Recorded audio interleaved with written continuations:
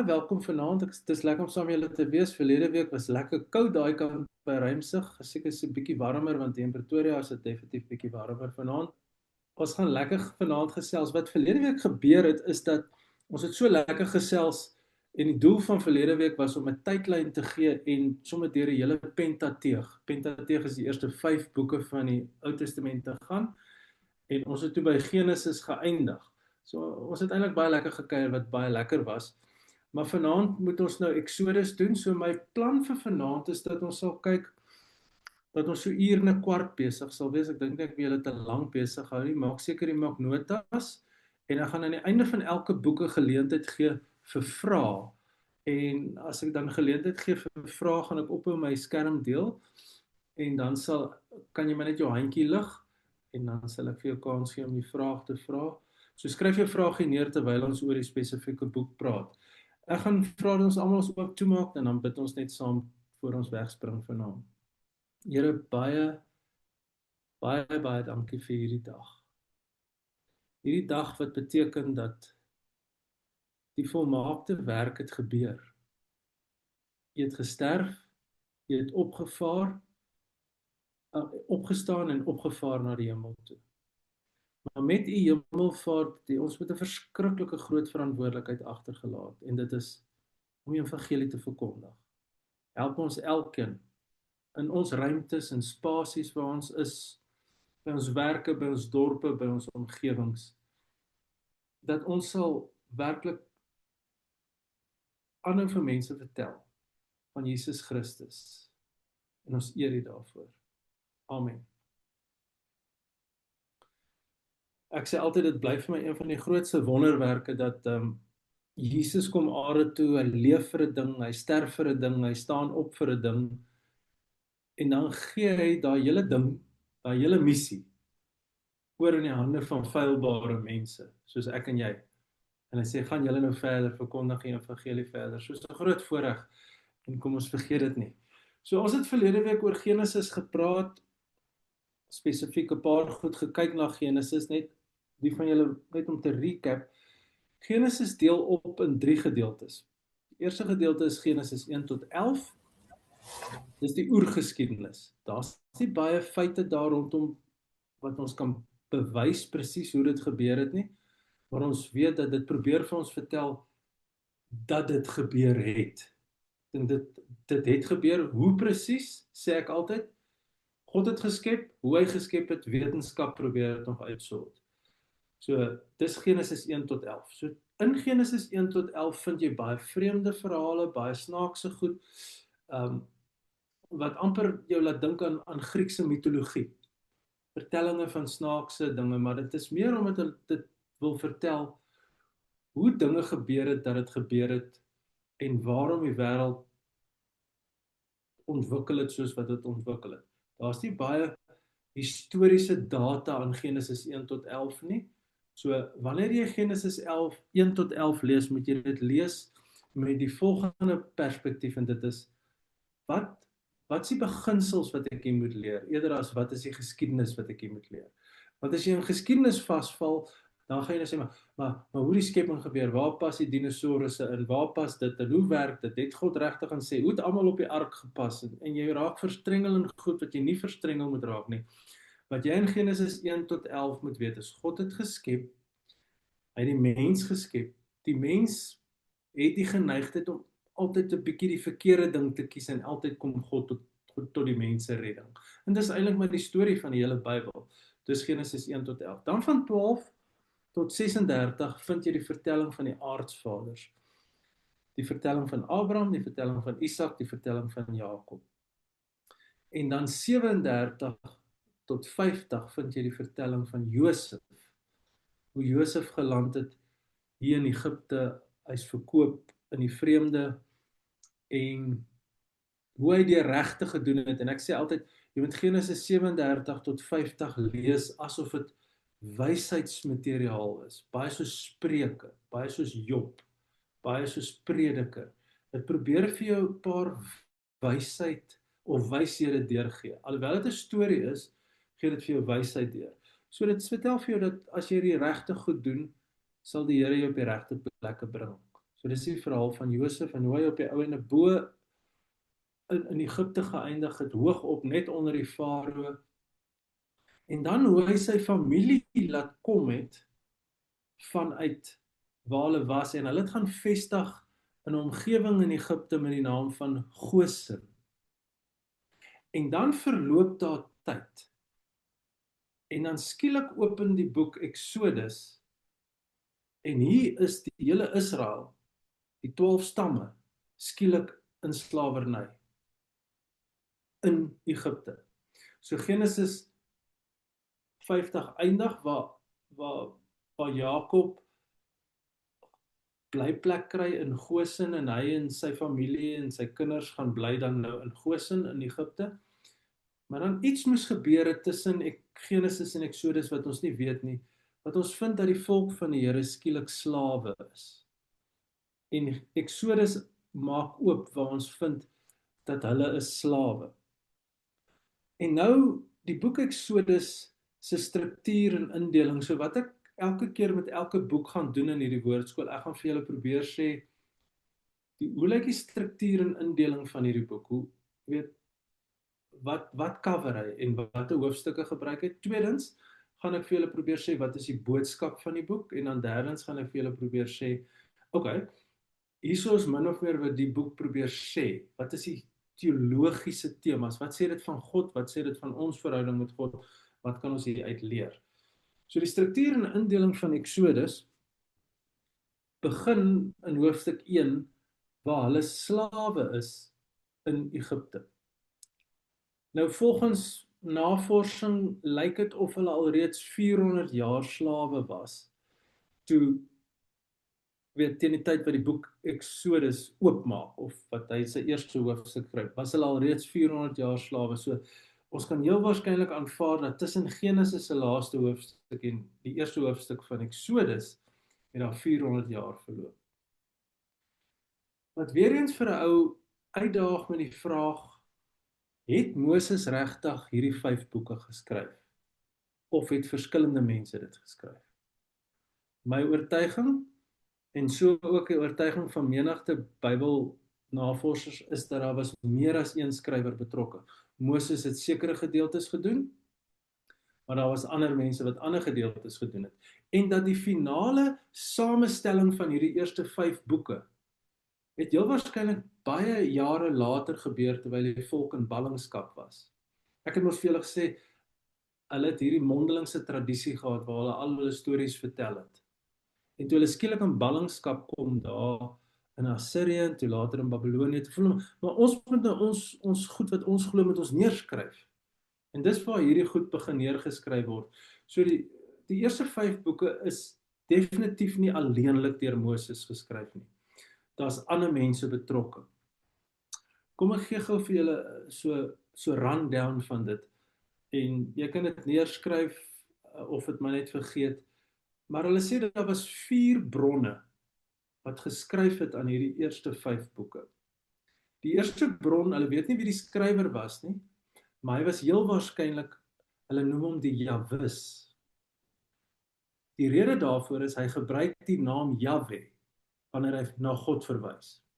As jy Genesis 1 lees, dan kom jy agter, hy praat van Elohim, God, hy gebruik die woord God, Elohim. In die begin het God die hemel en die aarde geskep. En God het gesê, jy weet, laat daar lig wees. So jy vind dit in hoofstuk 1, maar in hoofstuk 2 vind jy, hy gebruik nie meer die woord Elohim vir God nie. In hoofstuk 2 gebruik hy die volgende. Hy sê, die dag toe die Here God die hemel en aarde gemaak, en dan gebruik hy die woord Here, wat in Hebreëus is Jahwe.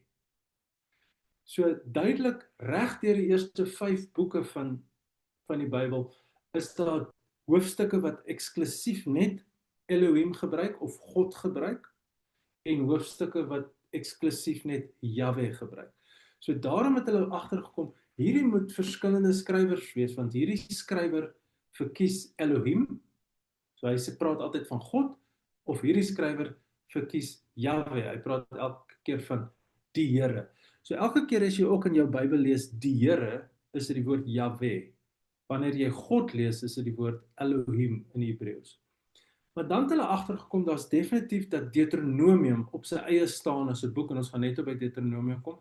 So dit is so die Jahwis is die eerste bron, die Elohis is die tweede bron, dan Deuteronomium is die derde bron en dan die vierde bron is die priesterlike geskrif wat hulle baie toeskryf aan Moses, waar daar opdragte aan die priesters gegee is en spesifiek die boek Levitikus. Okay. So dis heel waarskynlik die vier bronne waaruit hulle die eerste 5 boeke van die Bybel saamgestel het. So dit was nie alles Moses se werk nie, maar dit was hierdie verskillende skrywers. Onthou julle wat ek verlede week vir julle gesê het? Hierdie goed laat my nie twyfel in my geloof nie. Hierdie goed maak my geloof sterker. Want hoe dit ding is, het hulle al hierdie goed so bymekaar gehou en dieselfde boodskap gepraat. Dis net amazing. Dit vul my elke keer met verwondering. So kom ons kyk gou na die indeling van Exodus. Onthou om jou vrae neer te skryf as jy vrae het. Israel in Egipte. So die boek open waar hulle in Egipte is, hulle slawe, dit gaan nie goed nie, hulle word meer en die farao is bedreig met hulle en die farao maak van die besluit hulle moet die seentjies doodmaak. En dan die storie van Moses en die mandjie, hoe in die mandjie gesit word en bewaar word en op die ouende opeindig in die paleis van farao waar hy voorberei word om hulle taal te praat, om hulle gewoontes, hulle customs, die Engelse woord, hulle customs en gebruike te verstaan. As 'n Israeliet leer hy hierdie goed ken. Dan hoe God hulle dan nou uitvat uit Egipte uit met die 10 plaae eventually en dan trek hulle deur die Rooi See of die Rietsee soos baie vertalings na dit verwys, die Rietsee, trek hulle deur die Rietsee en dan eindig hulle in die woestyn hier by hoofstuk 18. En dan is dit hierdie reis wat hulle op die ou einde by Sinaai eindig, die berg Sinaai. En by Sinaai sê God letterlik vir hulle die volgende: ek gaan met julle verbond sluit. Binne in hierdie verbond gaan daar gebooie wees, die 10 gebooie, en ook sekere verbondsbepalings en hoe gaan ons dan nou saam wees? En dan julle moet dan nou 'n tabernakel bou. So die eerste gedeelte, hulle bevind hulle in Egipte en die Here lei hulle uit. Die tweede hulle trek deur die woestyn en alles wat daar in die woestyn gebeur totdat hulle by die berg Sinaai kom. Dan sê die Here nou vir hulle: "Oké, julle is nou my mense. Ons gaan nou verloof raak." Kan daai woord gebruik. Dat God letterlik sê, "Kom ons raak verloof." En hy sluit 'n verbond met hulle. En hierdie verloving het sekere rules of engagement. En dit is die wet en die verbondsbepalings. En julle gaan hierdie wet uitleef en hierdie verbondsbepalings uitleef en met my connect by 'n groot tent en hierdie tent se naam gaan die tabernakel wees. Daar gaan ons saamkom, daar gaan ons saam aanbid, daar gaan julle die spesifikasies van hierdie verbond nakom. En ons lees dan nou daarvan in die laaste gedeelte van Exodus. So Exodus se laaste gedeelte deel met die verbond, die 10 gebooie, die verbondsbepalings en die spesifikasies vir hoe die tabernakel moet lyk en hoe die tabernakel moet bou. So wat sou die doel ekskuus, ek het nou iets gedoen wat ek nie moes doen nie. Ek gaan vir my oomblik net my skerm kleiner maak.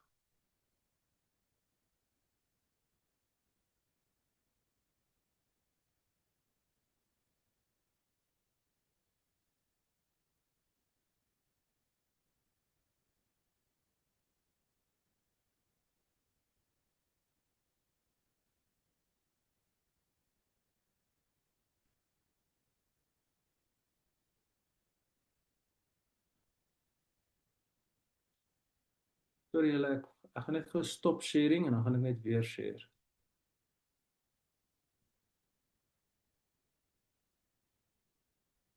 Okay, daar is ons terug. Daar is hy. Die doel en die boodskap van die boek. So die doel en die boodskap van hierdie boek word so opgesom in 2 momente. The Commission of Moses and the Covenant Ceremony at Sinai. The 3 basic components of the message include: 1. judgments of the oppressor nation Egypt. Secondly, the deliverance of Israel from slavery in Egypt by the mighty arm of Yahweh. And then the establishment of Israel as God's special possession among all people. So, dis min of meer die doel en die boodskap van die boek Exodus. So wat is die teologiese riglyne van Exodus? Eerstens, God het lankal gehoor en gesien. Julle sal onthou dat toe Moses by die brandende bos kom, toe sê die Here vir hom, ek het lankal die versigtinge van Israel gehoor. Ek lees dit gou vir julle in Exodus.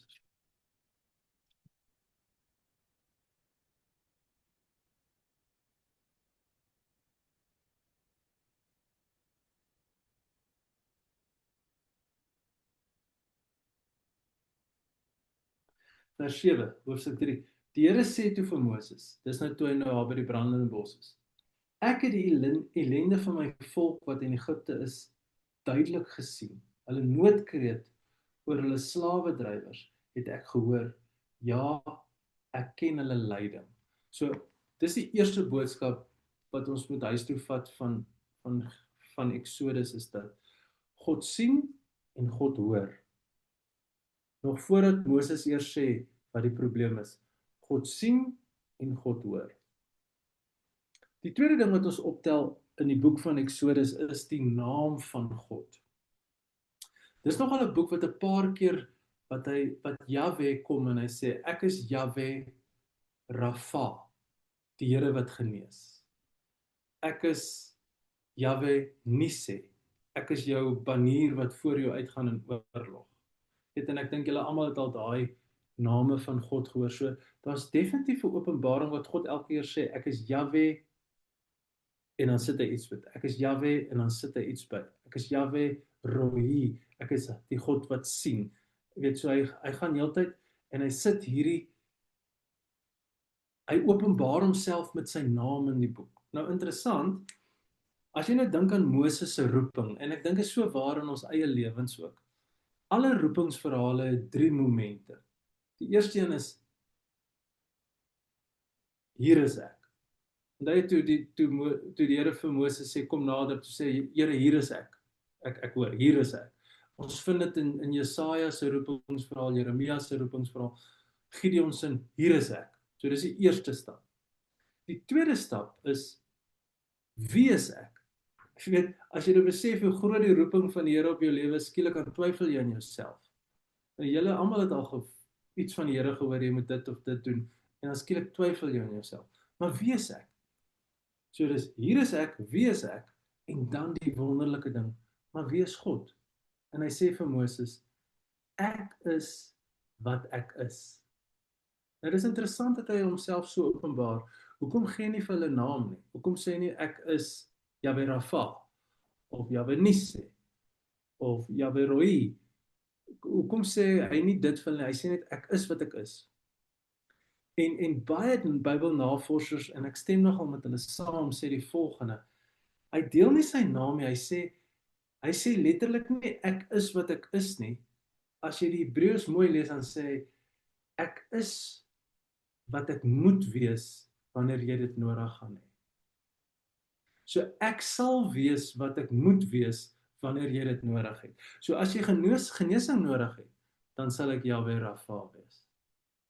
As jy voorsiening nodig het, dan sal ek 'n voorsiener wees. As jy krag nodig het, sal ek krag wees. As ek 'n krygsman moet wees, sal ek vir jou krygsman moet wees. As ek vir jou moet beklei, sal ek vir jou moet beklei.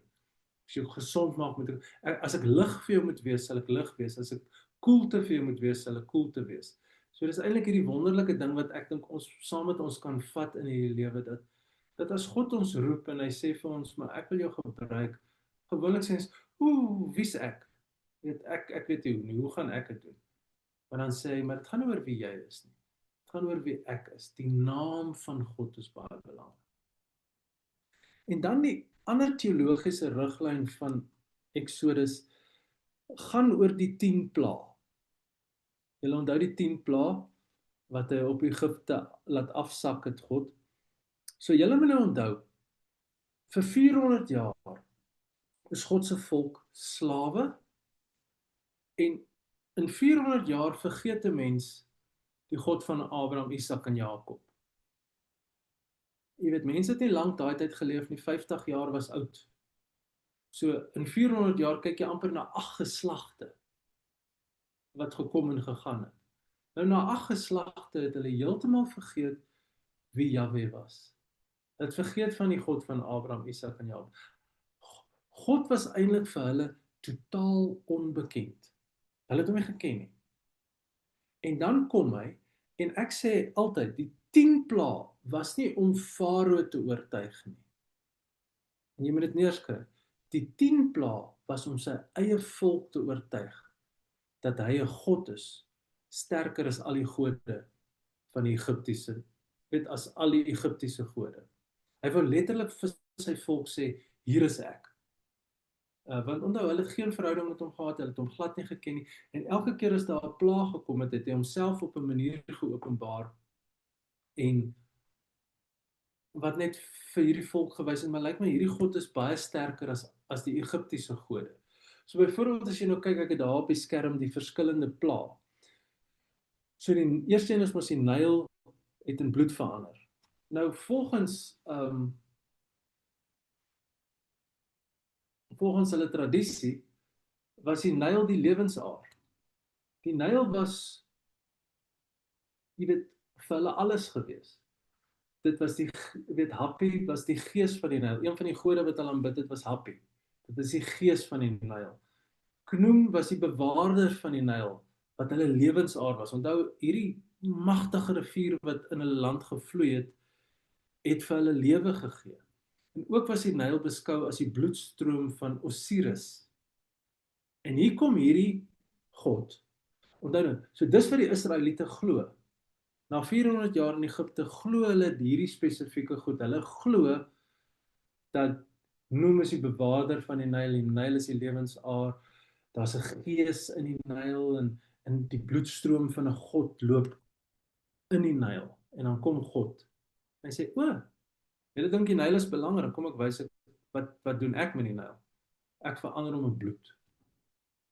En net daar, in daai oomblik, openbaar hy hom aan sy eie volk, en sê, maar ek is sterker as enige Egiptiese God. Dan sê skielik paddas. Nou, spesifiek, daar was 'n beeld van 'n padda, en dit was die God van lewe en dood in Egipte gewees. En skielik kom God en hy sit net hier paddas onder hulle almal in. En hy sê net vir hulle, so julle dink nou, dis nou 'n God, kom ek wys julle wat ek doen, ek stuur net 'n klomp paddas, en skielik oortuig hy sy eie volk. So wat ek sê, hierdie was nie om Farao op sy knie te dwing nie. Hierdie was om sy sterker hand te wys, en sy sterker arm aan sy eie volk te wys, en te sê, julle het vir 400 jaar hierdie Egiptiese gode aanbid, maar ek gaan nou vir julle wys, hoe lyk ek, en hoe sterk is ek? Ek is sterker as hulle. Muskiete en vlee, daar's nie spesifieke ooreenkomste nie, maar bedoel, dis die natuur, dat God sê, ek kan die natuur manipuleer. Hulle het geglo dat hulle gode kan die natuur beheer, en hier kom God en hy stuur muskiete en hy stuur vlee. Pes onder die vee was die 5de plaag, 'n plaag wat hulle getref het. Apis was ook een van hulle gode, dit was die beeld van 'n bul. En Nevis was hulle heilige bul van Heliopolis. So dis hierdie vee wat hulle ook aanbid het, soos baie in India aanbid hulle ook mos koeie en goed. En hier kom God en hy stuur pes onder hierdie vee in, en skielik besê hulle, maar okay, so hulle is ook seker nou nie gode nie. En stap vir stap is God besig om al hoe meer sy eie volk te oortuig dat hy is die sterkste God en God bo alle gode.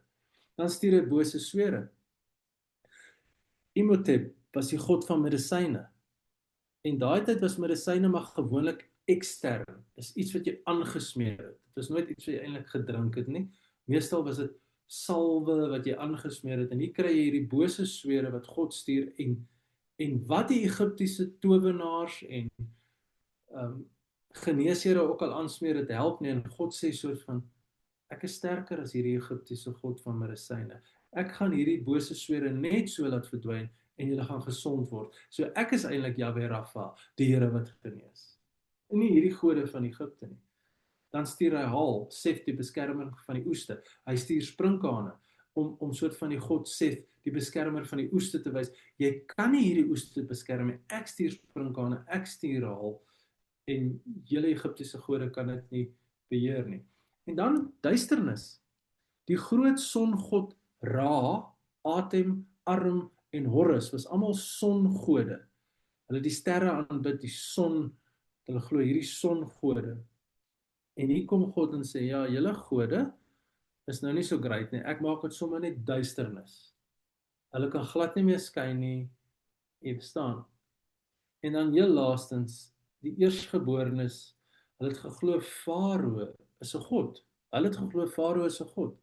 En hier gaan al die eerstgeborenes dood, behalwe Israel se eerstgeborenes, omdat hulle mos die lammetjies se bloed gesmeer het. Hulle gaan almal dood. En so ook Farao se seun, die eerstgeborene. En ek sê baie keer, as jy in Egipte, in Exodus lees, dan sê hulle, en God het die hart van Farao verhard. Dan wonder mense, hoekom het hy die hart van Farao verhard? Hy het die hart van Farao verhard, want Farao kon al na die eerste plaag gesê, trek, ek soek dit nie. Maar God verhard Farao se hart, sodat hy nog met 'n klomp plaag aan sy eie volk kan wys, dat hy is sterker as enige God, wat hulle tot nou toe geleer ken het. Ouens, dis wow. Dis vir my so wow. En dan na daai eerstgeborene wat hulle besef, okay, hierdie God van Moses is Israel se God. Ons gaan hom volg, ons gaan trek die woestyn in. So die teologiese riglyne het eerstens te doen met God wat hoor en lankal sien, dan die naam van God, wat jy in Exodus vind, hoe hy hom elke keer al hoe verder rakende sy naam openbaar, dan het ek nou vir julle mooi in detail die 10 plaae verduidelik, en dan die Sinai gebeure. Dit wat daar gebeur, daai rules of engagement wat hy sê, ek wil vir julle God wees, en julle moet vir my volk wees. En hier's die reëls, hoe julle moet leef. En as julle volgens hierdie reëls leef, gaan ek julle bless, gaan ek julle seën. En julle gaan vir die ander nasies wys, mense gaan na julle kyk en sê julle is geseën. Maar as julle nie volgens hierdie reëls leef nie, dan gaan daar gevolge wees. So dis min of meer die teologiese riglyne van Exodus, en so 'n bietjie oorsig van die boek Exodus. So as jy dit nou gaan lees dit binne in daai raamwerk, en verstaan dit binne in daai raamwerk. Ok, ek gaan gou hierso net die skerm groter maak. Enige vrae van enige iemand af? Handjie?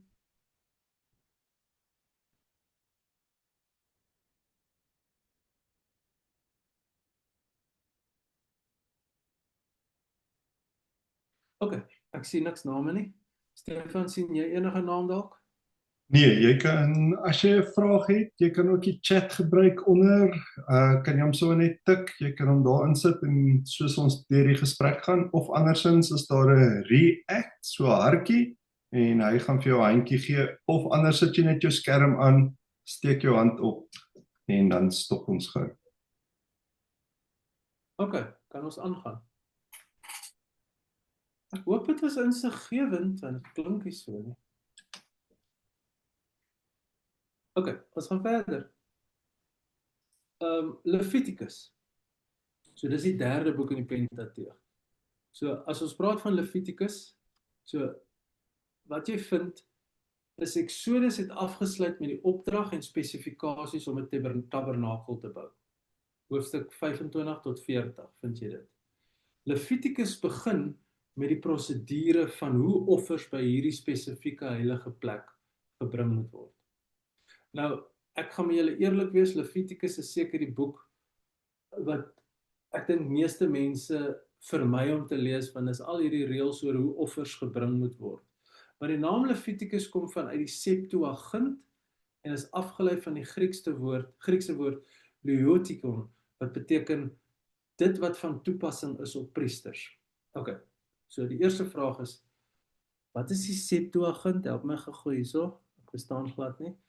So die Septuagint is die eerste vertaling van die Ou Testament in Grieks. Julle sal onthou in die Nuwe Testament was Grieks die taal wat almal gepraat het. En so die Ou Testament was hoofsaaklik in Hebreëus en gedeeltes was in Aramees geskryf. En met Alexander die Grote in die Romeinse Ryk was Grieks die taal wat almal gepraat het. Toe kies hulle 70 Joodse rabbies. So Septuagint beteken letterlik 70. So toe kies hulle 70 Joodse rabbies en sê, gaan vertaal vir ons asseblief die Hebreëse Bybel in Grieks oor. En dit staan bekend as die Septuagint. En volgens die Septuagint is waar ons die woord Levitikus vandaan kry, daai Leutikon, wat beteken dit wat van toepassing het op priesters. So hoe, julle het 'n tabernakel gebou, so Levitikus probeer vir ons sê, hoe moet ons operate by hierdie tabernakel? Nou nie ons nie, maar die mense van daai tyd. Hoe moes hulle operate by die tabernakel? Die doel van die boek is Levitikus raak sake van die priester as ook die lewenstyl wat Jahwe in gedagte gehad het vir sy volk terwyl hulle in die woestyn geswerf het. Net gou vinnig, die woord Jahwe. Partykeer sal jy hoor dat mense praat van Jehova. Dis 'n verkeerdelike praat. Jehova kom nêrens in die Bybel voor nie. Jahwe kom voor. So, maar wat jy sal vind is dat Jehova het basies, ek wil net verseker maak, kan julle my cursortjie sien as ek daar rondom Jahwe sirkel. OK. So hulle het gaan konsonante bysit by hierdie. So hulle het hier 'n dubbelpuntjie onder gesit. So dan sit J, daar het hulle H, het hulle O bygesit, 'n waf met 'n kolletjie op wat 'n O is, Jehova. En dit was verkeerdelik so gedoen deur mense baie eeue later. So die woord Jehova, so mense sal praat van Jehova Jireh, Jehova Rapha. Jehova kom nie in die Ou Testament voor nie, slegs die woord Jahwe, en dis 'n Jod, dis 'n He, dis 'n Waf en 'n He. En dis die verbondsgodnaam. Nou interessant van Jahwe is dat Jahwe 'n soort van,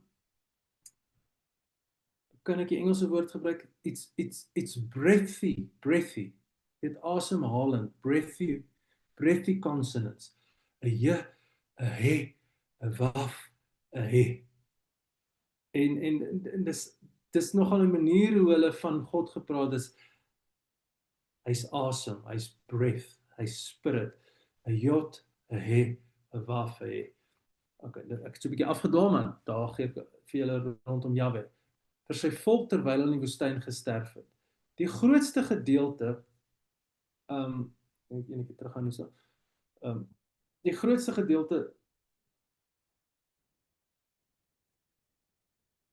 okay, so die grootste gedeelte van Levitikus is dus opdragte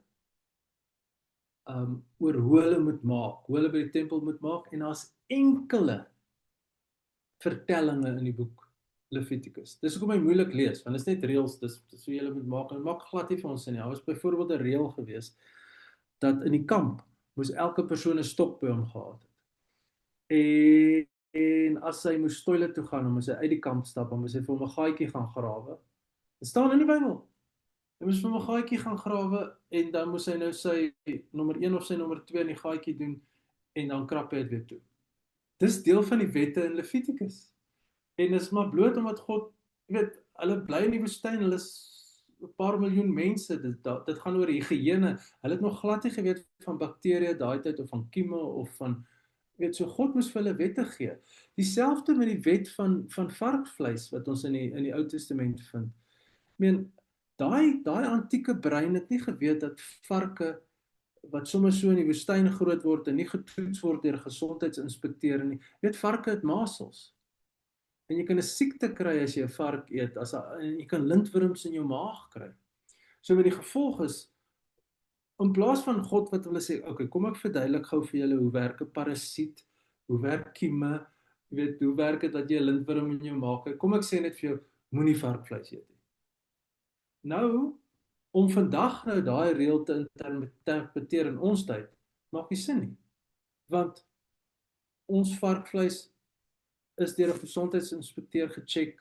So wat ek wil sê is geniet jou bacon. Geniet jou bacon. So die grootste gedeelte van Levitikus is opdragte met enkele narratiewe vertellinge, en ek dink is vir daai rede hoekom hy moeilik lees. Maar kom ons kyk gou hoe deel hy in.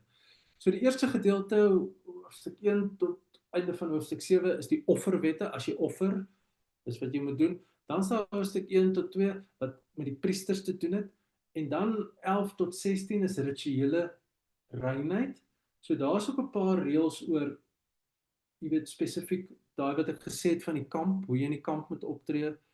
Daar's wette van wanneer 'n vrou menstrueer, wat moet gebeur en so dit vind jy daar. Dis alles van, dis ook wil hê julle moet optree terwyl julle saam bly in die kamp en rondom die tempel bly. Dan van hoofstuk 17 af deur tot aan die einde van hoofstuk 27 vind jy dan 'n paar van die heiligheidswette. Nou Levitikus het baie te doen met die volgende twee goed. God is heilig en sy volk moet heilig wees. Nou wat beteken heilig? Heilig beteken afgesonder vir 'n spesifieke doel. So God is heilig, afgesonder tot sy volk, maar sy volk moet ook heilig wees en afgesonder wees tot 'n spesifieke doel. En dan gee hy sekere wette wat deel is van hierdie heiligheidskode. Dan is daar seën en vloeke. Seën, as jy hierdie wette nakom, sal hierdie blessings op jou lewe wees. As jy hierdie wette nie nakom, gaan die blessings nie op jou lewe wees nie. En dan die laaste gedeelte gaan oor hoe jy geskenke aan die Here spesifiek bring. So wat sou die teologiese riglyne of temas wees van 'n boek soos Levitikus? Nou baie interessant, toe ek jare terug, toe ek voorgraads gestudeer het en ons nou gradueer in ons graad van die aand, dit was nou 'n spesifieke spreker wat gepraat het die aand. En een van die goed wat hy toe gesê het, maar ek het nou glad nie eintlik nou opgelet, jy wil net graad van klaarmaak. Maar hy sê, het die aand gepraat, dit was hier in die 90, so by the way, so oud ek is. Toe sê hy nogal vir ons, hy sê, julle moenie net uit die Nuwe Testament preek nie, julle moet uit die Ou Testament ook preek. Nou, ek het nie eers geluister wat hy sê nie. Ek het nooit geweet ek sal so lief raak vir die Ou Testament nie. En toe sê hy die volgende ding, toe sê hy weet is makliker om te preek vanuit Johannes 3 vers 16 as Levitikus 3 vers 16. Johannes 3 vers 16 sê mos, want so lief het God die wêreld gehad dat hy sy enige gebore seun gegee het. Maar ek tog toe, maar laat ek nou gou gaan kyk wat staan in Levitikus 3 vers 16. Toe ek die aand na die gradeplegtigheid huis toe ry, toe gaan lees ek Levitikus 3 vers 16 en miskien is hierdie 'n woord vir iemand. Hy sê, die priester moet dit alles op die altaar verbrand. Dit is die voedsel, 'n offergawe met 'n aangename geur. En dan nou die volgende. Al die vet behoort aan die Here. Al die vet behoort aan die Here. Met ander woorde, as daar 'n vetrolletjie in jou lewe is, dit behoort aan die Here, dit kom van nêrens anders af nie. So dis Levitikus 3 vers 16, net so vir interessantheid. Okay, so wat is die teologiese boodskap? Levitikus se teologiese boodskap kan in twee woorde saamgevat word. Heilig en rein. Die boodskap wat duidelik deurkom is dat God heilig is en dat daar geen ander God soos hy is nie. Hy is uniek. En dan, net soos God sy kant van die ooreenkoms, met ander woorde om afgesonder vir hulle te wees, nakom, moet Israel ook hulle ooreenkoms nakom en afgesonder vir Jahwe wees. Daarom ontvang die volk verskeie instruksies van hoe hulle moet aanbid en hoe hulle moet leef. So dis min of meer Levitikus. Nie die grootste of mees gewildste boek in die Bybel nie, maar dis sy doel, dis hoekom hy daar was. En natuurlik interessant in Levitikus vind jy meer as 20 keer die volgende frase, en die Here het vir Moses gesê. wat vir ons nogal laat glo dat 'n groot gedeelte van Levitikus wel die handewerk van Moses was, want die Here het vir hom gesê en Moses het dit neergeskryf. Goed, enige vrae oor Levitikus? Ek maak gou weer groot. Kom ons kyk gou of daar enigiemand is wat vra het oor Levitikus. As jy het, ek gaan jou nie kan antwoord nie. OK. Dan gaan ons aan na Numeri toe. So Numeri is die 4de boek van die Pentateeg. Penta beteken 5. Die eerste 5 boeke van die Bybel staan ook bekend as die Torah. OK. So Numeri verwys na die sensusgetalle wat in die eerste gedeelte van die boek in beslag geneem word. Verder bevat Numeri ook 'n groot hoeveelheid praktiese voorskrifte van hoe die volk hulle self moet handhaaf in die woestyn. En dan spesifiek vertel Numeri die verhaal van die trek van Sinai na Paran toe. Belangrik. Hulle was by Sinai en toe het hulle getrek na Paran toe op die randjie van die beloofde land. En hierdie trek het hulle 'n baie lang tyd gevat. Hulle sê mos dat die volk getrek 40 jaar van Egipte af tot in die beloofde land. 'n Trippie wat hulle 2 weke moes gevat het, as hulle net aan mekaar getrek het. Maar as gevolg van hulle hardnekkigheid, as gevolg van sekere goed, vat dit hulle 40 jaar om in die beloofde land uit te kom. En Numeri probeer vir ons vertel van die sensusopname, paar praktiese voorskrifte, maar daai spesifieke trek van Sinai, wat hulle nou verbondsvolk is, na Paran, wat op die rand van die beloofde land is. En hierdie tripie vat hulle, jy weet, meer as 30 jaar, as jy nou Sinai bytel en so, kom ons by 40 jaar uit, as gevolg van hulle eie hardnekkigheid. So die boek Numeri, een van sy sterk temas is, hierdie volk van die Here wat heeltyd terugverlang Egipte toe, en na die vleispotte van Egipte. So, Numeri kan ingedeel word aan die hand van 2 trekke van die volk. Eers van Sinai tot by Paran, en dan later trek hulle van Paran tot by die Jordaanrivier, waar hulle, voordat hulle nou die beloofde land intrek, bevind hulle daarso. So, jy het die verblyf by Sinai, en dan die reëlings vir die trek verder, dan die trek tot by Paran, hoofstuk 10 tot 12, dan die verblyf in Paran en alles wat daar gebeur, en al die rebellies wat daar plaasvind, en dan hulle trek tot by die Jordaanrivier, vind jy in hoofstuk 20 tot 36. So, wat belangrik is van hierdie tipe indelings, en ek sal hierdie PowerPoint met Stefan share, dat hy dit met julle kan deel. Hierdie indelings help jy om te weet, okay, ek lees nou die eerste 10 hoofstukke van hierdie moeilike boek wat ek nie verstaan nie, maar okay, wat wil hy vir my sê? Hierdie hoofstuk 10 tot 12 wil vir my sê, hulle trek nou van Sinai af na Paran toe. So dit is belangrik om die indeling van 'n boek te sien en die indeling van 'n boek te verstaan. 'n Ander manier om die boek Numeri in te deel is as volg. Dis die einde van die oue, met ander woorde, die ou generasie se trek deur die woestyn, so dis hulle voorbereiding en begin van die trek van Sinai af verder, en dan kry jy hierdie rebellie siklusse wat gebeur. Daar's straf en daar's bevryding van God se mense. En dan, die tweede gedeelte, 'n soort van die geboorte van 'n nuwe. En hierdie nuwe is 'n nuwe generasie, wat gereed sal wees om die beloofde land in te neem. Julle onthou op 'n stadium in Numeri lees ons dat hulle die beloofde land gaan verken. Dan stuur hulle 12 spioene uit om die beloofde land te gaan verken. Hierdie 12 spioene, 10 van hulle kom terug en sê, ons kan nie, hierdie mense is reuse, hulle is sterk, dis 'n groot land. 2 van hulle sê, nee, ons kan. Caleb en Joshua sê, nee, ons kan hulle vat. As die Here met ons is, kan ons hierdie land inneem. En dan sê die Here spesifiek, dat julle klomp wat so ongelowig is, ek gaan julle nie in hierdie land inbring. Julle generasie gaan uitsterf in die woestyn, omdat jy nie gereed is om hierdie te ontvang. En dit is 'n verskriklike, kom ons sê, eintlik wreed, nê? dat dit is wat die Here sê, maar die Here het net besef, as hierdie mense nie reg is om te ontvang wat hy vir hulle wil gee nie, kan hy dit nie vir hulle gee nie, wat ons eintlik ook maar sê vir ons eie lewe. Dat mens moet reg wees om te ontvang wat die Here vir ons wil gee, anders sal ons dit nooit ontvang nie.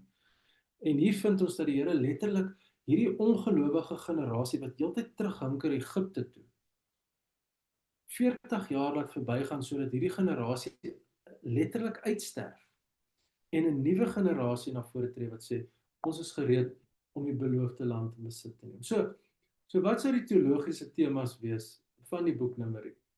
Geen persoon wat met 'n verkeerde en hardnekkige gesindheid deelneem aan God se pad kan verwag om God se beloftes te ontvang nie. Tweedens, 'n reis van Sinaai deur Paran en Moab en Edom neem hulle 40 jaar. Hierdie reis kon in 2 weke voltooi gewees het. Tydens hierdie omswerwinge sterf die ou generasie uit en 'n nuwe generasie tree na vore. Hierdie generasie het nie die letsels van Egiptiese slawerny of verlange na Egipte in hulle nie. Al wat hierdie generasie ken, is 'n God wat vir hulle 'n wolkkolom gee, is 'n God wat vir hulle 'n vuurkolom gee, is 'n God wat vir hulle manna gee, is 'n God wat na hulle kyk, is 'n God wat hulle gesond maak, wat hulle genees, wat hulle lei.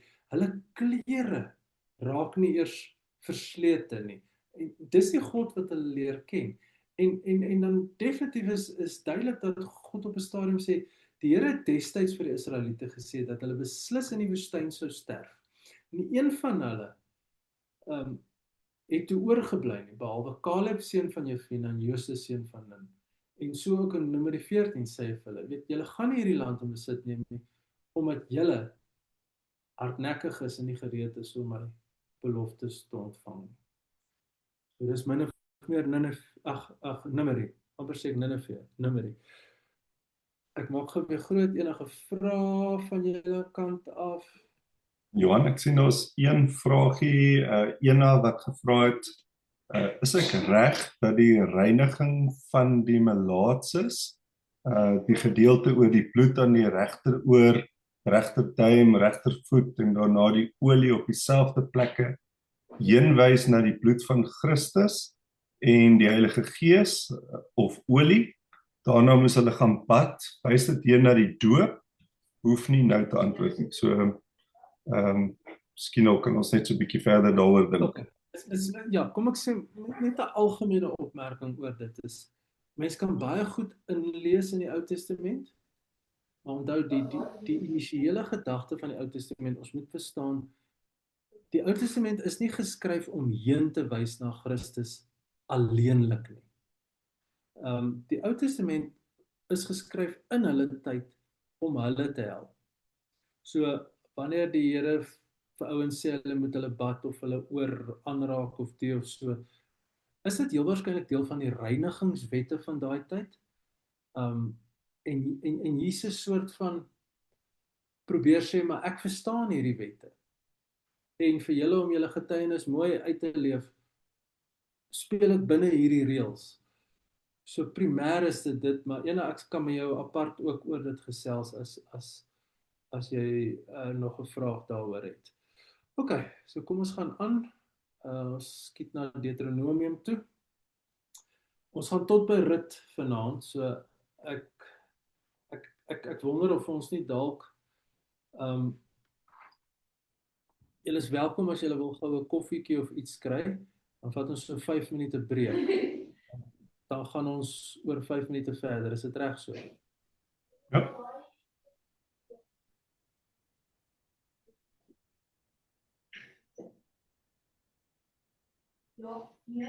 Ons begin weer 8:00.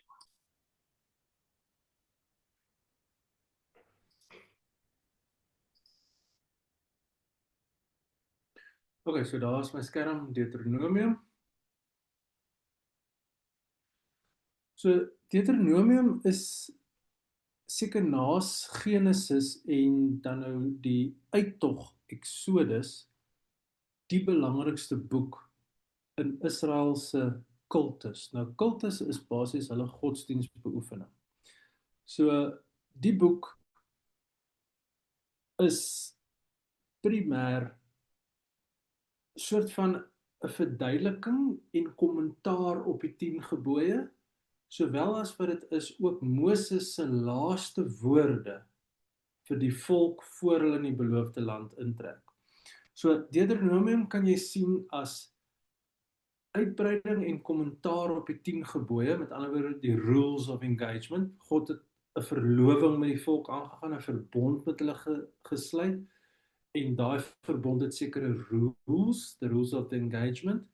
En dit was die wet, en dan kom hy in Deuteronomium en hy brei so bietjie uit op die wet, en hy gee bietjie meer goed, en dan sê hy ook, hier is die seëninge van die wet, hier is die vloeke van as jy nie die wet nakom nie, en dan tussen dit alles stel jy op dat Moses is besig om hierdie volk voor te berei vir die beloofde land, want hy het reeds van God gehoor dat hy nie die beloofde land ingaan nie. So, kom ons lees. Die naam van die boek beteken letterlik tweede wet, en dit is presies wat dit is. Dit is 'n weergawe van die wet wat die volk ontvang het by die berg Sinai. Die klem in Deuteronomium is egter anders, en dit is duidelik dat dit uit 'n ander bron kom as die weergawe in Exodus. Deuteronomium word alweer beskou as 'n werk op sy eie.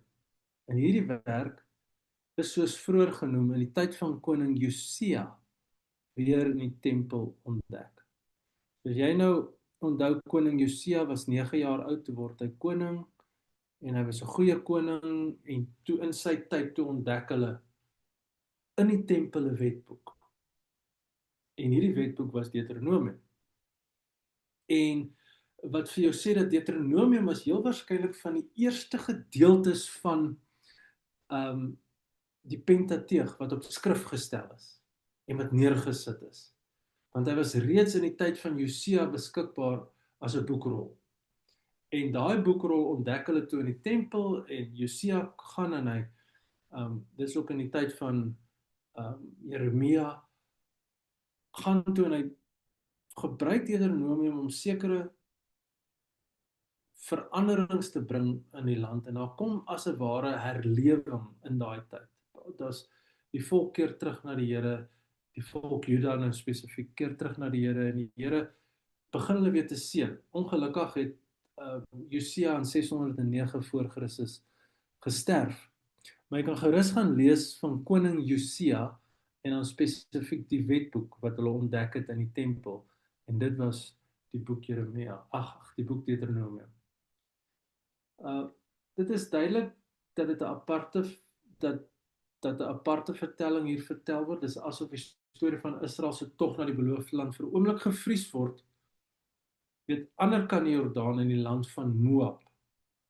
So Deuteronomium pas as 'n aparte vertelling intussen Numeri 33 en 36 en Josua 1. So as jy nou Numeri 33 tot 36 lees, hulle is nou van Paran af tot net buite die beloofde land, en dan open die boek Josua waar hulle nou die beloofde land gaan inneem. So Numeri pas tussen daai twee vertellinge spesifiek in. So hoe deel hy in? Hy word basies ingedeel met 3 groot toesprake wat Moses lewer.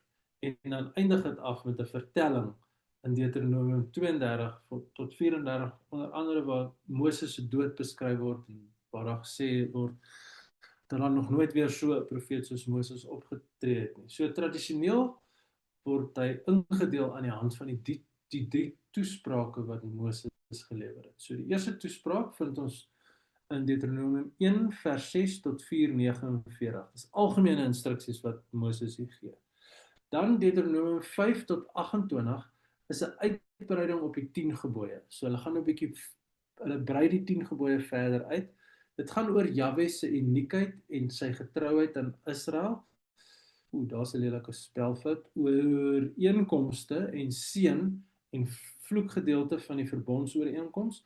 So Jahwe se uniekheid en getrouheid aan Israel is basies waar hy sê, hoor Israel, julle ken die Shema gedeelte wat ons vind in Deuteronomium, sê, hoor Israel, jou God is 'n enige God. Wat hy so sê, ek is uniek, as niemand soos ek nie, en julle is my volk. En dan al hierdie ooreenkomste en seën en vloek wat hy sê, as julle hierdie goed doen, sal ek julle seën, as julle hierdie goed nie doen nie, sal julle die vloek beleef. En dan toespraak 3 is 'n beklemtoning van die oorgang wat Israel moet maak van die geslag van Moses na die geslag van Josua. En dan hoofstuk 32 tot 34 is weer 'n vertellingsgedeelte. So dis toesprake spesifiek en dan is daar vertellingsgedeelte. So wat is die teologiese riglyne van die boek Deuteronomium? Eerstens gaan Deuteronomium oor die wording van die volk Israel. Julle het nou 'n verloving met Jahwe. Ek hou van die woord verloving. Dis wat die verbond is. Dis 'n verloving wat God met sy volk gehad het. So nou word hulle 'n volk. Dan hoor ons van die naam van die Here. Die naam van God kom 21 keer in die boek voor. Dit probeer die baie verskillende beelde wat daar van God is, demitologiseer en God meer konkreet voorstel aan die hand van sy naam. Dan die belangrikheid van Jahwe se woorde in hulle midde en dan die sentralisasie van aanbidding. Hierdie simboliseer die boek se strewe om een God en een volk voor te stel wat op een plek bymekaar kom om te aanbid. Moses sê letterlik vir hulle, as julle nou hierdie beloofde land ingaan, moet julle soos een volkie intrek. Julle moet een God aanbid, nie ander afgode nie. En julle moet spesifiek op een plek bymekaar kom om te aanbid. So, dis die teologiese riglyne van die boek Deuteronomium. Is daar enige vrae oor Deuteronomium? Kan ek net hoor?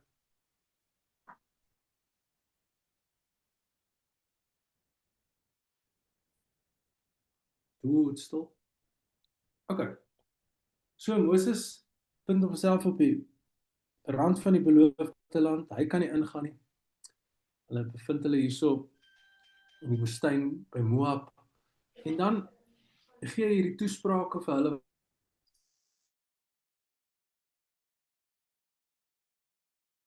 Joshua, Rigters, Rut, 1 en 2 Samuel, 1 en 2 Konings, 1 en 2 Kronieke is wat ons noem die historiese boeke. So dit vertel geskiedenis. Dit vertel van hoe die volk die beloofde land ingeneem het en dit vertel hoe hulle die beloofde land verloor het. Dis baie belangrik. Van Joshua tot by aan die einde van 2 Konings.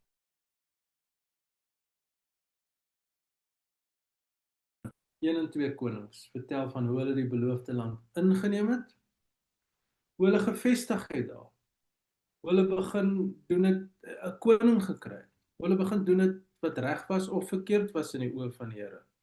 En dan hoe hulle op die ou ende die land verloor het en hulle weggevoer is in ballingskap. So dis waar 2 Konings eindig, waar hulle op die ou ende in ballingskap weggevoer het. Nou vra jy vir my, wat is kronieke? Weet jy, nou 1 en 2 Konings, nou jy 1 en 2 Kronieke. So kronieke is 'n retelling van dieselfde geskiedenis, maar van 'n ander perspektief af. En daaroor gaan ek volgende week ietsie sê. So 1 en 2 Konings en 1 en 2 Kronieke vertel min of meer dieselfde storie, maar van 'n ander hoek af. En 1 en 2 Konings, wel 1 en 2 Samuel wil sê, hoe het hierdie volk van die Here nou 'n volk geraak wat konings het? En 1 en 2 Konings probeer sê, hoe het hulle hierdie beloofde land verloor en op die ou ende in ballingskap weggegaan? So dis die rede van 1 en 2 Konings. Alhoewel dit geskiedenis is. Elke persoon wat geskiedenis vertel wil vir ons iets sê in sy vertelling. Ek sien ons nou deesdae 'n groot storie oor Suid-Afrika se geskiedenis en wat moet in skoolgeskiedenisboeke wees of nie. Want wie ook al die geskiedenis vertel het toe ek op skool was, wou gehad het ek moes seker goed van die geskiedenis leer. En weet of dit nou reg is of verkeerd is, ek moes dit glo en hoor. En so ook nou met die nuwe regering en nuwe onderwysers wat daar is, wil hulle voel maar kom ons vertel die geskiedenis oor van 'n ander hoek af. So nou geskiedenis wil altyd geskiedenis weergee, maar hy wil sekere perspektiewe van die geskiedenis weergee. Dit is glad nie anders in 1 en 2 Samuel in 1 en 2 Konings nie, en so ook 1 en 2 Kronieke, wat van 'n ander hoek afkom en die storie vertel. Ok, net voor julle aan die slaap raak, kom ons gaan terug na Josua toe. So, Josua deel op in 3 gedeeltes. 1 tot 11, 13 tot 22, 23 tot 24. 1 tot 11 vertel van die militêre inname van die beloofde land. Die vertelling is gevul met details van oorloë, suksesse en mislukkings, oorwinnings en nederlae. Die weermag van Israel versprei amper so vinnig deur die land, soos die stories van hulle oorwinnings. So, dit sterk waar die Here hierdie volk sterk maak om die land in besit te neem. Dan 13 tot 20 handel oor die verdeling van die land en ander administratiewe aangeleenthede. Hoe het ons nou op die ouene die land verdeel? Hoe is daar besluit watter stamme bly in watter omgewing? En dan hoofstuk 23 tot 24 lees ons van die vernuwing van die verbond wat Josua hulle weer bymekaar kry en sê, luister, ons is nou in hierdie land, ons moet hierdie land geniet, maar ons moet die Here dien. Dis was daar waar Josua dan daai bekende woorde sê van, julle kan kies of julle voorvaders wil aanbid wat aan die ander kant die rivier aanbid is. Maar ek en my huis, ons gaan die Here dien. Ons gaan weer Deuteronomium doen. So dis hoe Josua eindig.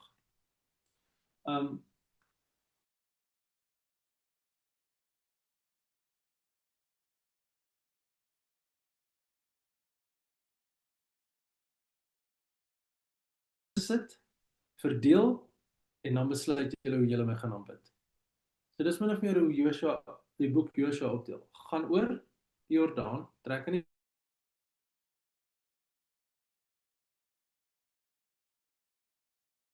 woordjie wat net vir julle weergee. Wanneer die volk in die beloofde land intrek deur die Jordaanrivier, moet ons onthou dat die stamme het begin verdeel.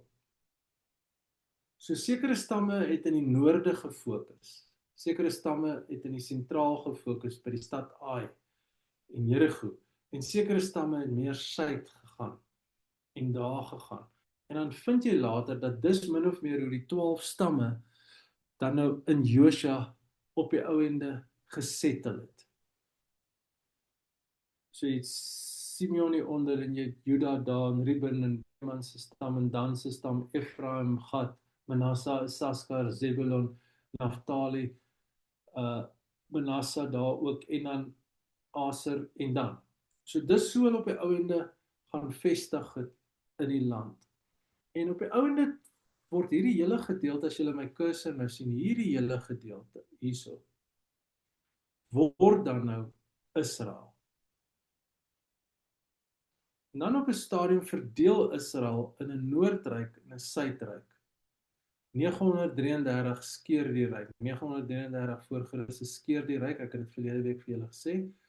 En dan het jy 'n noordryk en 'n suidryk. Die suidryk is Juda met hoofstad Jerusalem. En die noordryk is Israel en hulle hoofstad was Samaria, wat jy nou op hierdie kaart kan sien. So, maar dis min of meer hoe hulle op die ouene gesettel het in die land. En dit is wat ons lees in die boek Josua, hoe hulle in hierdie land ingetrek het, die land in besit geneem het, en hoe hulle die land verdeel het. So, interessante 2 teksgedeeltes in Josua. Toe hulle deur die Jordaan is in hoofstuk 5, en hulle kom in die beloofde land, dan lees ons hierdie interessante teks. Daardie oggend, toe hulle van die opbrengs van die land eet, het die manna weggebly. Hulle daardie jaar van die land Kanaan se eie oes geëet. So in die woestyn het God vir hulle gesorg met manna, en toe hulle in die beloofde land is, en hulle begin van hierdie wonderlike opbrengs van die land eet. Op daai oomblik, toe eindig die manna. En dan lees ons ook hierdie volgende, dat die hele Israelitiese volksvergadering het in Silo bymekaar gekom. In die tent van ontmoeting het hulle daar opgeslaan. Die land was nou onderwerp. So teen hoofstuk 18 vind jy nou, al die oorlog is nou verby, al die settling het plaasgevind, die volk van die Here het nou gesettel in hierdie verskillende plekke. So as jy Josua lees, besef, dis maar baie oorlog en 'n conquering, maar dis hoe hulle in die land ingetrek het en op die ouende die land onderwerp het. Die land was nou onder Israel se beheer, en hulle godsdiens kon nou weer gesentraliseer word. Hulle kon nou op een plek bymekaar kom en aanbid. So wat sou die teologiese riglyne wees? Ek dink obviously heilige oorlogvoering, dat God op 'n stadium van hulle verwag het om oorlog te maak, om die land in besit te neem. Nou dis vir ons moeilik, die moderne mense, om hierdie te verstaan, want baie van ons is nie altyd baie pro-oorlog nie. En as jy nou die woord heilige oorlogvoering gebruik, dan dink jy aan die woord, ek dink is die jihad, wat deel is van die moslemse heilige oorlogvoering. Is maar baie dieselfde waar jy in die naam van jou God sekere plekke inneem. En dis wat die volk van die Here gedoen het daai tyd. Wreed of nie wreed nie, dit is wat dit was. En dan die tweede gedeelte wat 'n sterk tema in Josua is die land. Met ander woorde, hulle moes die land wat God vir hulle beloof het in besit neem, en hulle moes gaan settle in hierdie land spesifiek. Dan verbondnakoming, dit bly eintlik 'n tema reg ewer sinds Sinai. Bly verbondnakoming 'n tema reg deur die Bybel. As jy doen wat die verbond sê, sal ek jou seën, as jy nie, dan gaan dit verkeerd gaan. As jy die verbond nakom, gaan jy nie in ballingskap weggaan nie, maar as jy nie die verbond nakom, gaan jy in ballingskap weggaan. En dan 'n baie sterk teologiese tema vir my is die verhaal van Josua. Josua was 'n huiwerige leier. Maar tog, weet, in Josua 1 lees ons baie interessante goed, ek net daar oopmaak.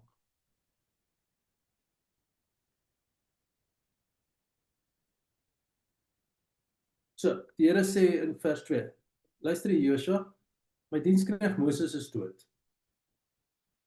Maak nou gereed om hierdie Jordaan oor te steek. Want vir 'n lang tyd het Moses toesprake op die oewer van hierdie Jordaan gegee vir hierdie volk, maar nou is dit klaar.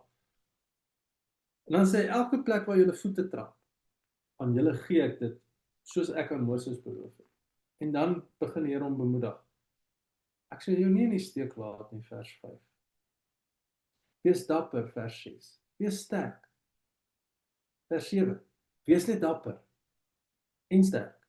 En dan, hierdie wet mag nie uit jou mond verdwyn nie. Jy moet dit dag en nag oordink, sodat jy alles wat daarin geskryf staan nougeset kan nakom. Want dan sal jy voorspoedig wees op jou pad. Vers 9. Wees dapper en sterk. 3 keer word daar vir Josua gesê, wees dapper en sterk. Ek dink God het agtergekom, hy was nie so dapper en sterk nie. Hy het moed nodig gehad. En dan, daarom is dit vir my so mooi, die ontwikkeling van Josua as leier, waar hy boldness kry, waar hy dapper en sterk eventually raak. Want hier aan die begin was hy nie dit nie. Maar nou, hy het Moses opgevolg. Moses was een van die grootste leiers wat Israel geken het. So hy het Moses opgevolg. So 'n sterk teologiese tema vir my in die boek Josua is die ontwikkeling van Josua as leier. OK, die rigters. Nou is hulle in die land. So, kom ek sê gou, as jy die rigters lees, moet jy hierdie kaart in gedagte hou. Daai kaart. So wanneer jy van 'n spesifieke rigter lees, beteken dit nie hy was die rigter van die hele Israel. Hy was heel waarskynlik die rigter van een spesifieke stam. So onthou dit. So wanneer jy van 'n rigter lees in die boek Rigter, die Engels is die woord judges, en van hulle lees, dan was dit een van hierdie spesifieke areas waar die persoon 'n rigter was. Ek hoop dit maak sin vir julle. OK, so die boek Rigters speel af oor 'n 400 jaar tydperk.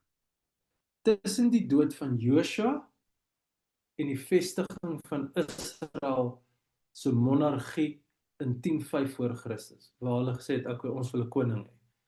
So Josua is toe dood, nou begin rigters die volk te lei, en die laaste rigter was natuurlik Samuel. En Samuel het toe die volgende koning wat Saul was gesalf in die jaar 1050 voor Christus. Die boek vertel die verhale van die leiers wat Israel se verskillende stamme gelei het en verlos het vanuit een of ander bedreiging. Baie van die stories is los van mekaar en speel in verskillende tye af en ook verskillende plekke, maar word gebind met die een sentrale tema wat jy regdeur Rigters optel. Jahwe probeer om hierdie 12 stamme te laat vestig in 'n nuwe land. In kort sou 'n mens kon sê dat die doel van Rigters is om weer te gee wat het met die verbondsvolk gebeur tussen Josua se dood en Dawid of Saul wat net voor Dawid koning was. Wat het gebeur? Wat was aan die gang? En obviously dan eindig dit by Salomo. So as jy hom nou sal indeel, die agtergrond is die onvermoë om die Kanaaniete te verdryf, lees ons in die eerste 2 hoofstukke.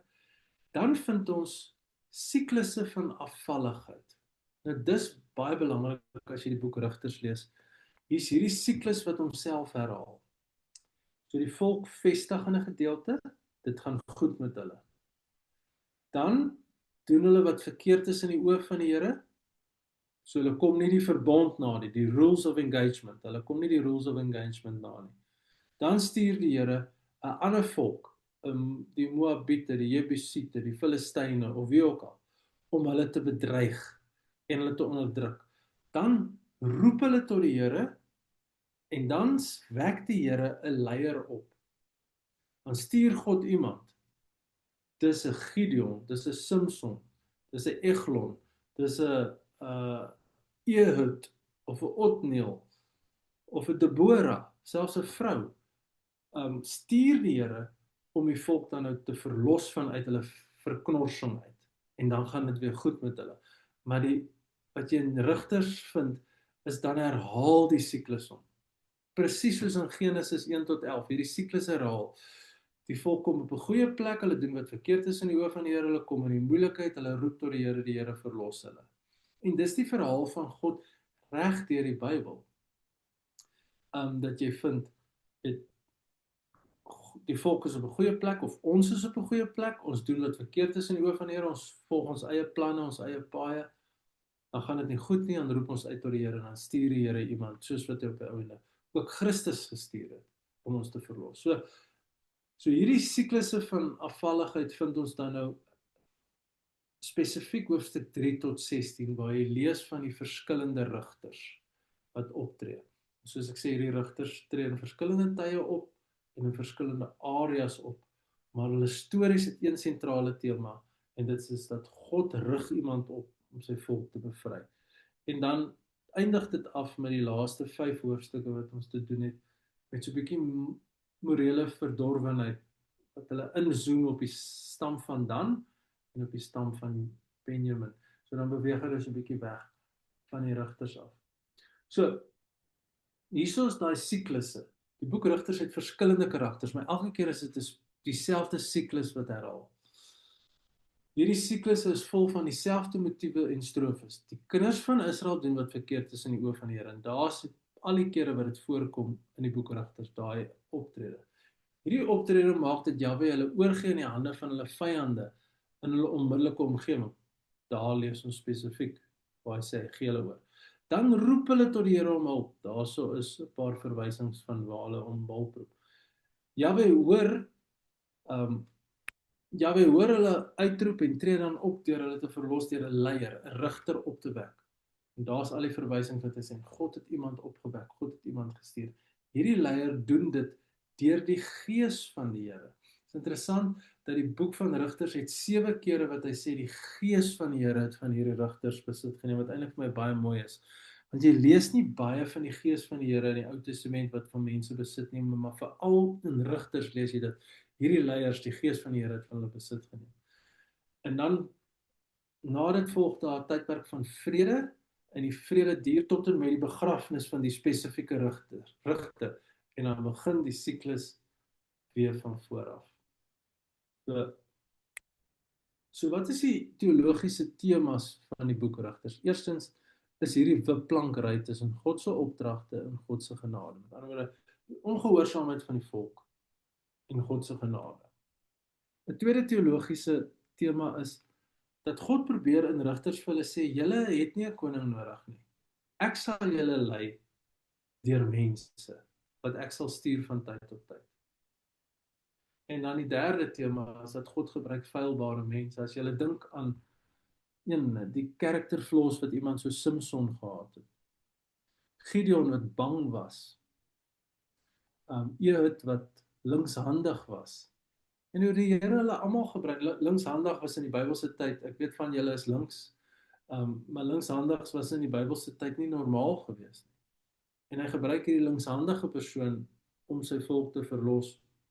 Wat net sê God gebruik mense wat foute het, mense wat bang is, mense wat vreesagtig is om iets groots vir hom te doen. En dit moet vir ons ook 'n bemoediging wees dat die Here ons kan gebruik. Wat miskien bang is en feilbaar is en nie perfek is nie. Ek verlede week gepraat het oor die gilde van die gebreklike hand, van mense wat foute het. Hy wil ons gebruik. So dis die teologiese temas van die boek Rigters. En dan gaan dit oor na die boek Samuel toe.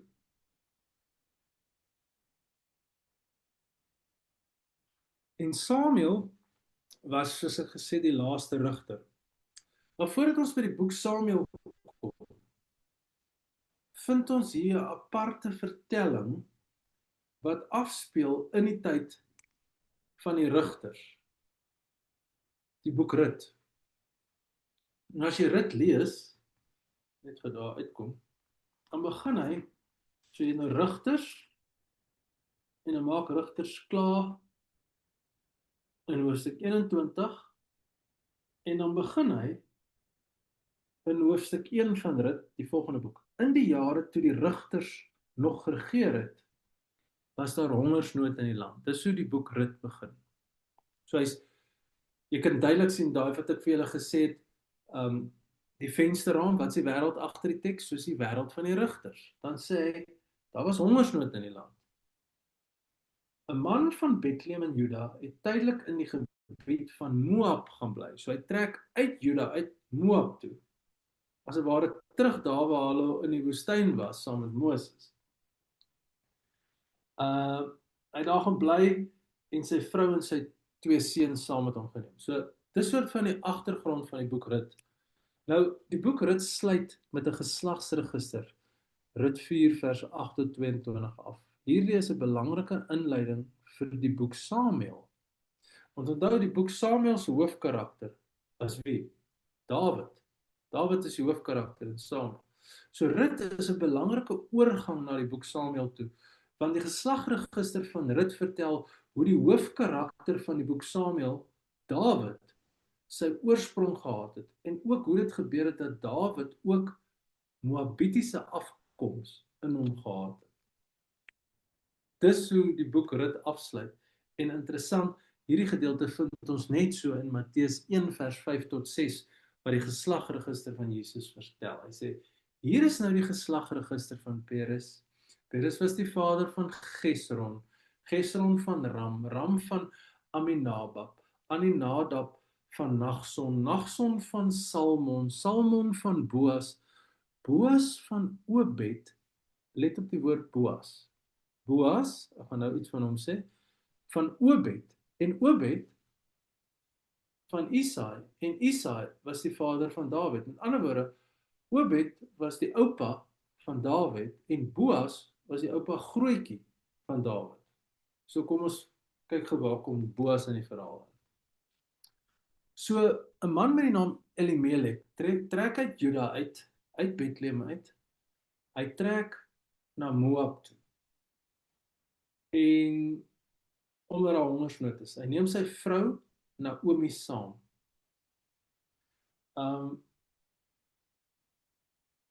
Nou Elimelek beteken Eli beteken mos God, Elohim, né? En Melek kom van die Hebreëse woord Melech, wat beteken God. Wat beteken koning.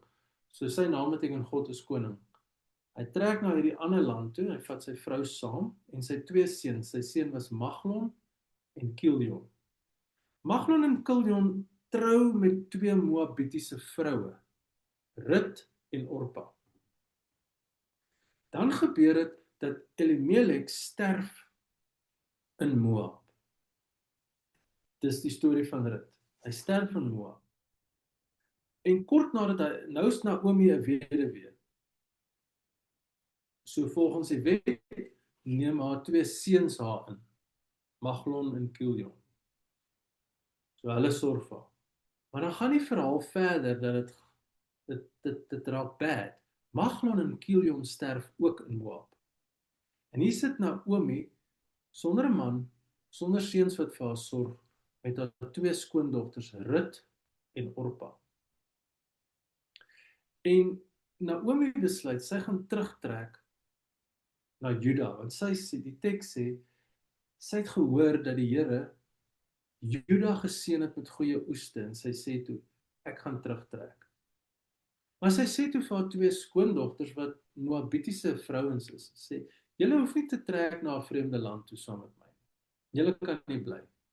Orpa besluit toe sy gaan bly, maar Rut sê toe, ek sal saam met jou trek, waar jy gaan sal ek gaan, jou land sal my land wees en jou God sal my God wees. En sy verbind haarself tot haar skoonma.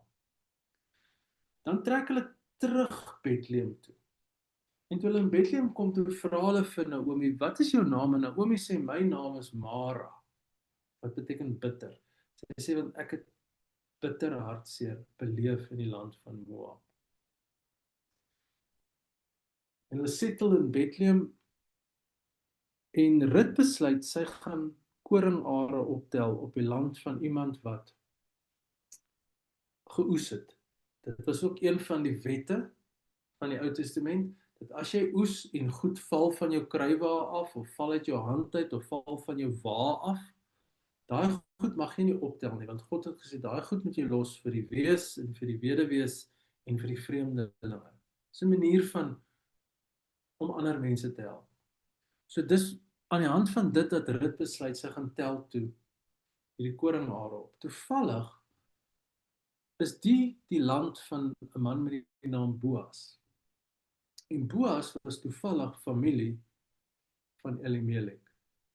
En volgens die wet, kon Boas vir Naomi in sy huis neem, en hy kon as 'n losser optree, dis die losser gebruik in Israel.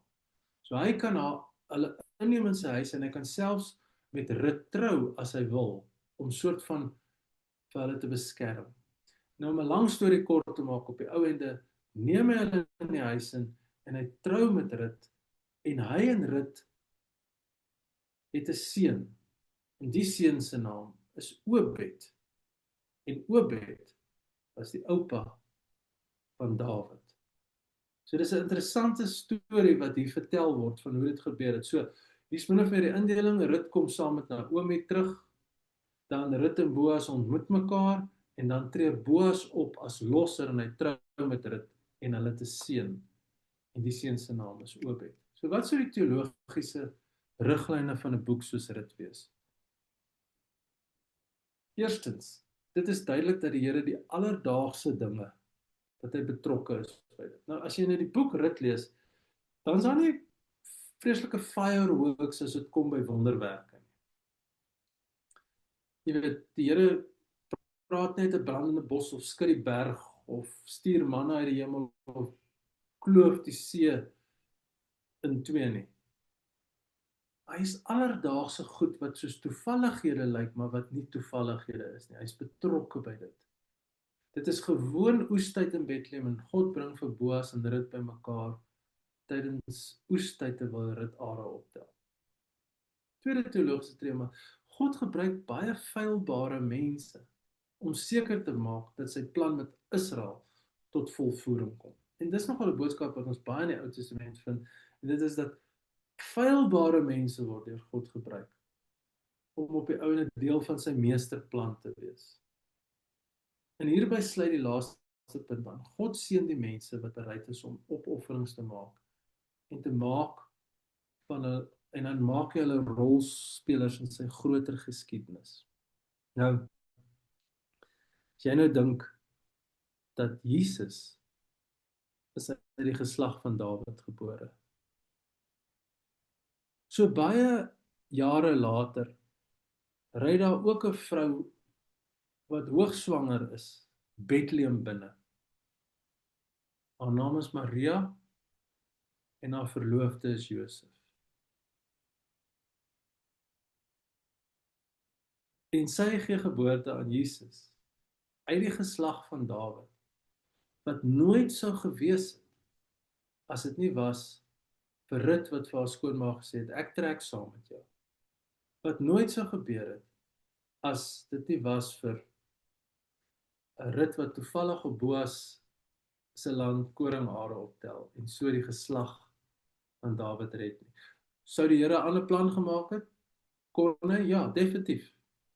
Maar as ons nou kyk hoe dit uitgewerk het, as hierdie gewone, eenvoudige meisie, weduwee, Rut, wat deur die Here gebruik is, om hierdie wonderwerk te doen.